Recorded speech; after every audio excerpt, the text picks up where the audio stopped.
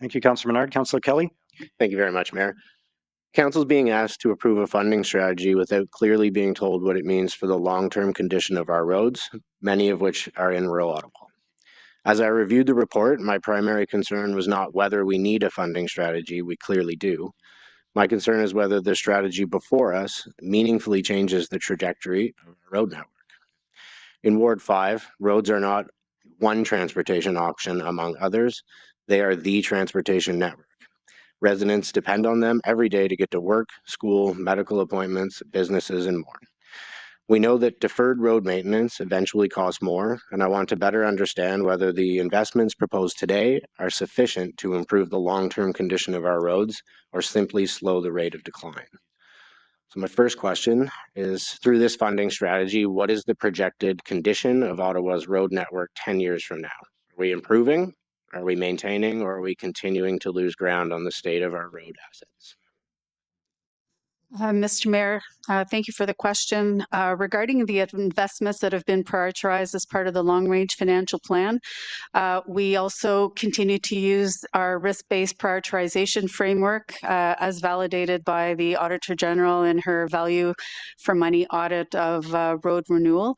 And so we continue to take a look at risks associated with the types of roads, classifications, and so arterials and collectors will be prioritized based on volume of traffic and the movement of goods and services between communities.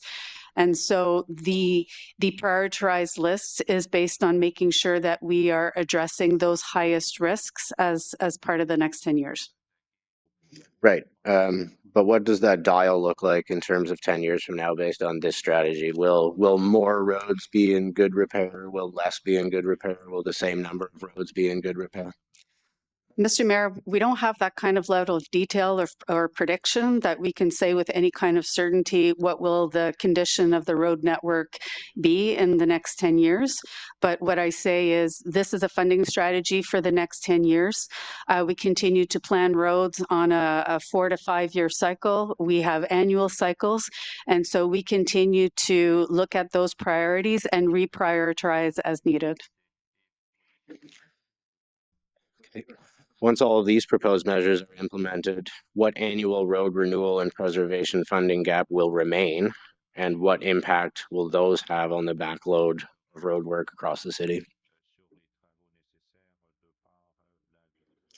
So the funding strategy compared to the 2017 LRFP, we took into account the backlog in funding that would accumulate, and we're making sure that we're actually covering the entire need in that 10 years. So funding backlog is not created.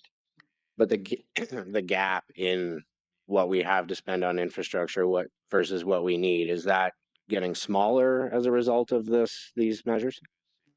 Yes, Mr. Mayor, is getting extremely smaller. So I think one of the key benefits of this plan is when you compare it to the previous plans, we are showing the backlog today, and we're showing a path to resolve that backlog in the next 10 years. So that's the key element that you should look at is that view, because in the past we didn't do that. So we increased the funding, but now we're showing the backlog, being a little bit repetitive, but the plan addresses that over time because, from a spending and a budgeting perspective, we're growing that. And the other element that I want to make sure is key as well, because it may come up in other discussions, this is a 2-year plan because we need to get the spending and the capacity up as well. And that's why it's, for the first time, we're coming with a 10-year plan with a commitment to come back in 2 years to make sure that these strategies are actually getting the results that we want to get.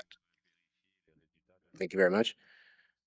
Obviously, as a rural councillor, I'm going to talk about rural issues. So given that rural residents rely almost exclusively on roads as their transportation network, wondering if you could provide some feedback or insight on how the impacts on rural communities have been considered in the development of this funding strategy and the prioritization of future capital investments. Mr. Mayor, perhaps I can start on the prioritization. And so there is a recognition in our prioritization criteria around the overall percentage of the road network that's in the rural areas. Many of those roads also fall under the criteria of arterials and collectors. So it continues to take importance in our prioritization. I'm happy to hear that, and I was happy that you brought your team out and met with mine and confirmed that we are, roughly getting the same amount of budget versus percentage of the road. So I was very pleased to hear that. Obviously, there's still a large gap that remains, and we need to be continued to focus on those outcomes. And for rural communities, roads are essential infrastructure, and the cost of delay does not disappear. It's passed on to future taxpayers at a higher price. So that's the piece that I remain most concerned about, but certainly appreciate the honesty of the report and some of the measures taken. So thank you very much, Mayor. Thank you, Councillor Kelly. Councillor Devine.